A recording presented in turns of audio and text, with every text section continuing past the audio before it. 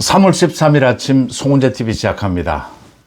오늘 드디어 최재해 감사원장, 이창수 중앙지검장을 비롯한 검사 3명, 이 4명에 대한 탄핵 선고가 이루어집니다. 오늘 헌법재판소 오전 10시입니다. 오늘 이 4명에 대해서 헌법재판소에 선고가 있고 나면 헌법재판관들의 분위기도 달라질 것이고 정치권, 국민의 여론도 완전히 뒤집어질 것이다. 다시 한번 뒤집어질 것이다. 이렇게 보입니다. 그 이유는 말씀드린 대로 이 재판의 선고가 가지는 무거운 의미가 있고, 그 다음 비상계엄이 있고 난 다음에 이 탄핵에 대한 민주당 이재명의 줄 탄핵, 저런 탄핵 난동에 대한 이 헌법재판소의 결정입니다. 그러니까 이진숙에 대해서도 4대4 이제 기각이었습니다. 거기에 이어서 이제 두 번째입니다. 오늘 이 4명에 대해서 아마 4명 모두 기각될 것으로 보입니다. 이 기각이 내려지게 되면 윤 대통령의 비상계엄이 이재명의 이 국정난동, 특히 줄 탄핵, 탄핵 난동, 이 탄핵이 내란을 정말 획책한 것이다 라고 하는데 무게가 실릴 수밖에 없을 것이다. 그게 확인이 되는 것이다 라는 점이고요. 이제 헌법재판관들이 이진숙 방통위원장에 대한 4대4 기각이었습니다. 헌법재판관들이 어떤 결정을 내리느냐. 거의 이번에도 이 4명에 대해서도 기각인데 4대4 아니면 5대3이 되지 않을까 이렇게 보입니다. 헌법재판관 문영배를 비롯해서 4명은 묻지마 지금 탄핵을 추진하고 있다라는 게 또 한 번 확인이 될 것으로 보입니다. 거기에 이어서 가장 중요한 것입니다. 지금의 윤 대통령에 대한 탄핵 심리를 지휘하고 있는 이 문영배 권한대행이 최재해 감사원장이나 이런 탄핵 선고, 한덕수에 대한 탄핵 선고 모두 미루면서 윤 대통령에 대한 이 탄핵 선고를 앞당기려고 문영배가 추진을 해왔습니다. 거기에는 대통령에 대한 탄핵 선고가 가장 중요하다라는 부분에는 재판관들이 모두 동의를 했습니다. 그런데 갑자기 이렇게 최재해나 이창수에 대한 선고를 먼저 하겠다. 지금 한덕수에 대한 선고는 아직도 미루고 있습니다. 이렇게 된 데는 헌법재판관들의 의견이 완전히 충돌을 했다. 특히 문영배를 비롯한 우리법 연구회 출신들, 이 민주당과 결탁이 되어 있을 것으로 추정이 되는 거의 확실해 보이는 이 세력과 이 정영식 주심을 비롯한 합리적인 재판관, 이 세력이 나뉘어 있다. 이게 4대4 또는 5대3으로 나뉘어 있다. 문영배가 이런 식으로 가면 윤 대통령에 대한 탄핵을 인용할 수가 없다. 그래서 많은 다른 재판관들이 이 윤 대통령에 대한 선고 이전에 다른 사람들 쌓여 있는 이런 많은 이 탄핵에 대해서 선고를 먼저 하는 것이 맞지 않겠느냐 라는 주장을 했고, 문영배가 여기에 동의하지 않을 수가 없었다 라는 점 때문에 오늘 이 4명의 탄핵 선고가 굉장히 중요하다. 오늘 이 선고가 있게 되면 전국은 또 한 번 뒤집어질 것이다. 이렇게 예상이 됩니다. 어제도 많은 일들이 있었습니다. 먼저 오늘 탄핵 선고 이 4명이 기각이 될 것이다. 이렇게 예상이 됩니다. 기각이 되는 내용에 있어서 헌법재판관들이 4대4가 될 것이냐 5대3이 될 것이냐 이것도 지켜봐야 될 일입니다. 그러니까 최재해 이 감사원장에 대해서는 전현희 전 국민권익위원장에 대한 표적 감사를 했다. 이런 게 탄핵 사유입니다. 이창수 중앙지검장에 대해서는 김건희 여사의 이 주가 조작 의혹 이 부분에 대한 수사를 제대로 하지 않았다.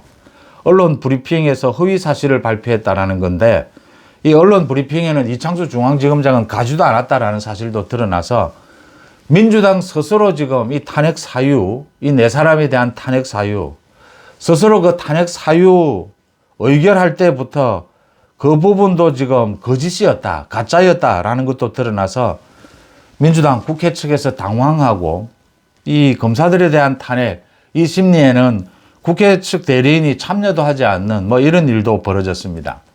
그러니까 완전히 엉터리 탄핵이었다라고 하는 것이죠.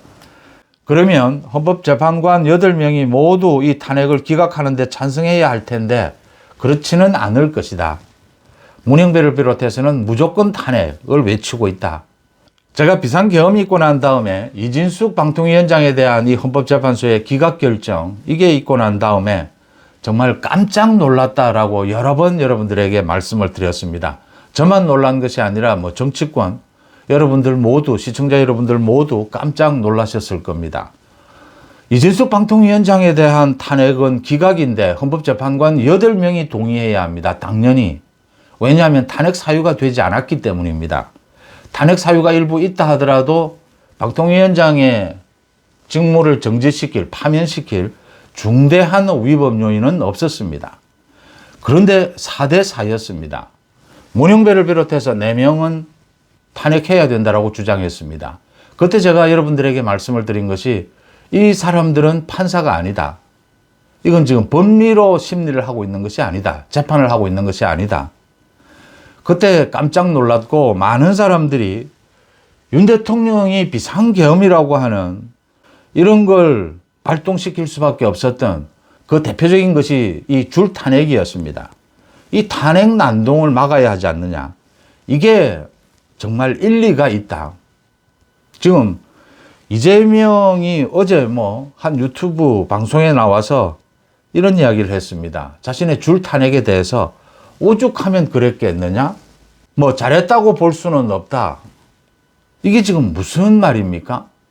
국정을 마비시키고 지금 정부의 대다수에 대해서 줄 탄핵, 29건의 탄핵을 저지른 이재명이 지금 이런 소리를 하고 있습니다. 잘했다라고는 볼 수 없는데 오죽하면 그랬겠느냐라는 식의 지금 이런 무책임한 변명을 하고 있습니다. 이게 지금 이진숙 방통위원장에 대한 탄핵 선고가 나오면서 확실해진 것입니다. 그러니까 이재명 민주당의 이 국정 마비, 이재명 민주당이 내란을 획책했다라고 하는 부분에 힘이 실리는 대목이었습니다. 이유는 헌법재판관들이 재판관 자질이 되지 않는 이런 사람들이 헌법재판관으로 되어 있다. 우리 지금 검찰에도, 우리 지금 사법부 판사에도, 국회는 당연히 민주당이 압도적으로, 야당이 압도적으로 이 정부의 모든 곳에 소위 좌파들이 우리 정부를 허물려고 하는 반국가 세력에 가까운 이런 좌파들에 의해서 점령이 되어 있다. 라고 하는 것이 확인이 됐고 설득력을 얻었던 대목입니다. 이 이진숙 방통위원장 탄핵에 이어서 오늘도 이 부분이 확인이 될 것이다. 기각은 될 것인데 4대4 또는 5대3이 되면서 소위 우리법연구회를 비롯해서 이런 특정 좌파 판사 단체에 소속이 되어 있었던 이 문영배 등은 여전히 무조건 이 탄핵을 외치는 이런 결정을 하게 되는 것을 확인하게 될 것이다 라는 점입니다. 비상계엄이 있고 난 다음에 가장 이 국면이 뒤집어진 것, 그러니까 윤 대통령이 석방되어야 하고 직무에 복귀해야 된다라는 목소리에 보수 우파 국민들이 전부 결집을 하고 이렇게 국민의 여론도 뒤집어진 것은 결정적인 한 사람을 꼽으라면 문영배를 꼽을 수가 있습니다. 모든 국민들이 깜짝 놀랐던 겁니다. 설마 했던 이 헌법재판소장 권한대행이라고 하는 문영배가 소위 판사로서의 자질이 이런 수준이었나, 이런 식으로 편향된 이 탄핵 심리를 이끄느냐, 불공정하냐, 민주당과 결탁이 되어 있었느냐, 이건 각하될 정도로 내란죄를 빼버리는 이런 엄청난 거의 판사로서는 만행을 저지르는 것입니다. 이런 부분들이 드러난 것이 가장 결정적이었다. 오늘도 그게 다시 확인이 될 것이다 라고 하는 점입니다. 윤 대통령이 석방이 된 부분과 관련해서 어제도 국회에서 천대엽입니다. 천대엽도 잘 아시다시피 우리법연구회 출신입니다. 문영배, 박범계 민주당에 이 천대엽이 처음이 아닙니다. 계속해 왔습니다. 윤 대통령에 대해서 그 구속영장이 발부가 됐을 때도 서부지법을 옹호하는, 비호하는 발언을 했습니다. 잘 아시다시피 천대엽은 법원 행정처장입니다. 대법관입니다. 문재인 정부 때 김명수 대법원장이 임명한 사람입니다. 사법행정의 최고 지휘관입니다. 이 천대엽이 어제 국회에서 어처구니없는 또 이런 발언을 했습니다. 이번 그 직위원 부장판사의 그 판결, 그 판결 부분에 대해서 아직 판례로 정해진 것은 아니어서 즉시 항고할 기간이 남아 있으니까 검찰에서 즉시 항고를 해야 된다, 이런 발언을 했습니다. 이 법원 자체 내에서 판사가 결정한 부분에 대해서, 또 검찰이 거기에 대해서 즉시 항고를 하지 않겠다라고 결정한 부분에 대해서 이렇게 구체적으로 법원 행정처장이, 이번이 처음도 아닙니다. 지난번에도 서부지법을 비호하다가 많은 비난을 받았습니다. 역시 제가 말씀드린 대로 이 지금 자질이 안 되는 사람들, 문재인 정권 때 김명수에 의해서, 민주당에 의해서 임명된 헌법재판관들이나 이 대법관들, 법원의 판사들, 이런 사람들을 모두 도려내야 한다. 이걸 도려내지 않고서는 도저히 방법이 없다라고 하는 것을 다시 한번 생각하게 됩니다. 천대엽이 이런 발언을 하니까 검찰에서, 대검에서 뭐 다시 한번 검토해 보겠다라고 하는데, 그건 대검에서 인사치레의 말이다, 이렇게 보입니다. 심우정 검찰총장이 즉시 항고는 하지 않겠다, 이 항고, 보통 항고도 하지 않겠다, 이 위헌 요소가 있어서 법원의 판결을 받아들이겠다, 그렇지만 그 날짜를 시간으로 계산하는 부분은 좀 다퉈봐야 한다, 논란의 소지가 있다라고 했습니다. 이 직위헌 부장판사의 판결문은 제가 여러 번 말씀을 드렸습니다. 이 지금 시간 계산으로 하자라고 하는 것은 형식적인 절차에 있어서 가장 명료하게 이 부분은 한번 이 오래된 관행을 바꾸는 것인데, 이건 피의자 인권을 위해서 한번 검토해 보자라는 것으로 이 내근 형식적인 이유입니다.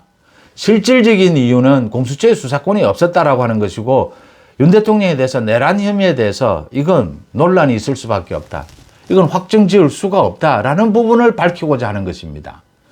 절차법 부분에 있어서 이 시간 문제는 한번 검토해 보는 것이 맞다. 이 내용이 아니어도, 그러니까 직위헌 부장판사는 이건 윤 대통령은 석방 결정을 할 것이다, 그런데 선명한 내용으로 이걸 한번 이유로 들었던 셈입니다. 이걸 가지고 지금 천대엽이 이런 식으로, 또 어제도 말씀을 드렸지만 좌파 언론에서 계속 문제가 있는 것처럼 이 판결에 이렇게 몰아가는 것은 전혀 내용을 보지 않고 껍데기만 보고 있는 것이고, 의도된 과장, 가짜 뉴스에 가깝다, 이렇게 보입니다. 천대엽이 또 이런 일을 벌였고요. 이재명은 또 어제 뭐 총기로 자신을 암살하려고 한다. 국민의힘에서 이거 정말 제대로 경찰이 한번 수사해봐라, 이재명 자작극 아니냐.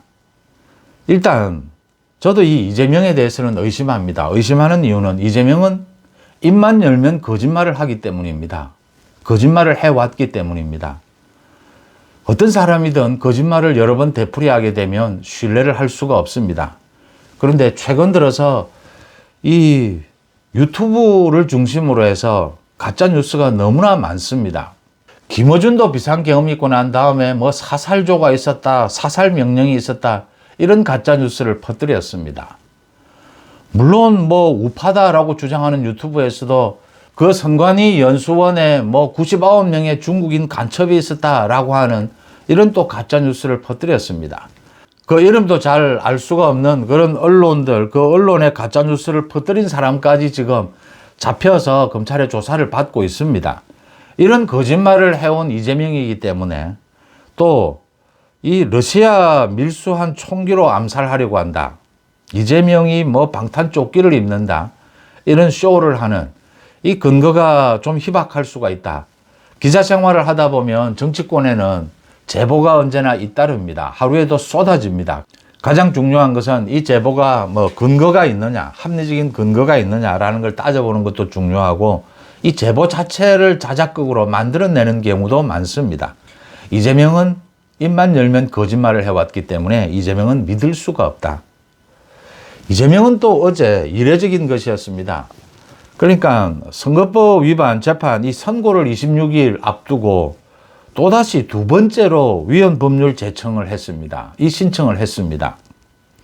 단지 이게 이재명이 선고를 지연시킬 목적이냐, 이재명이 지금 뭘 노리고 있느냐, 초조하기 짝이 없는 이재명이 지금 뭔가라도 해보려고 몸부림을 치고 있는데, 이 선거법 위반 재판, 서울고법입니다.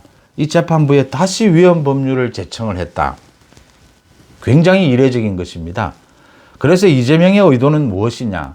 지금 재판부도 그러지 않아도 이 선고일을 한 달로 뒤로 늦춰서 잡게 되면서 이 재판부의 선거법 위반 이 판결이 어떨 것이냐? 이 재판부와 이재명 이 사이에 이재명이 이렇게 위헌 법률 이 내용도 되지 않는 이걸 거짓말까지 또 합니다. 뭐 이렇게 허위사실 유포를 단속하는 건 전 세계적으로 우리뿐이다. 우리가 그 유일하다. 전부 거짓말입니다. 전 세계적으로 엄격하게 단속하고 있습니다. 이렇게 거짓말하는 이재명 이 암살설을 믿을 수 있겠습니까?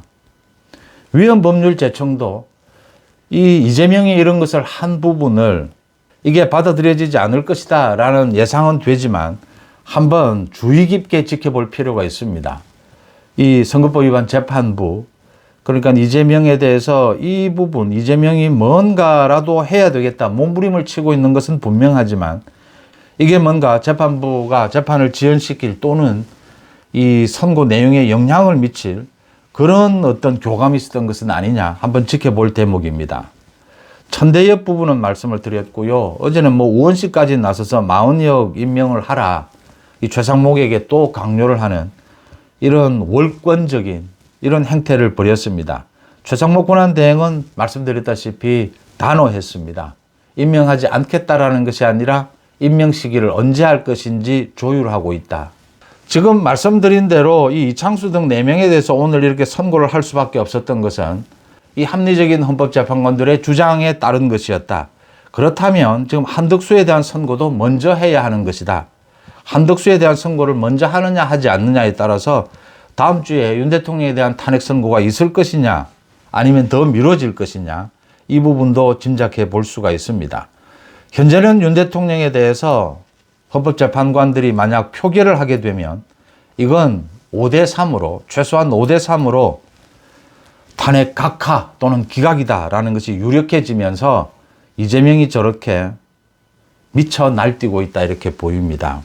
윤 대통령이 직무에 복귀해서 말씀드린 대로 지금 대한민국의 사법 시스템까지 이렇게 좌파 판사들, 좌파 법관에 의해서 허물어지고 있는 만큼 국회는 물론이고 윤 대통령이 직무에 복귀해서 개헌, 헌법 개정을 통해서 이 민주당을, 정당을 해산시켜야 합니다. 그리고 개헌을 통해서 가능하면 이 국회도 다시, 총선도 다시 해야 되는 방안도 찾아봐야 하고 지금 저 좌파에 의해서 이 국정의 각 이 사법부까지 좌파 판사들에 의해서 장악되어 있는 이 부분에 대해서 근본적인 대책도 내놓아야 한다.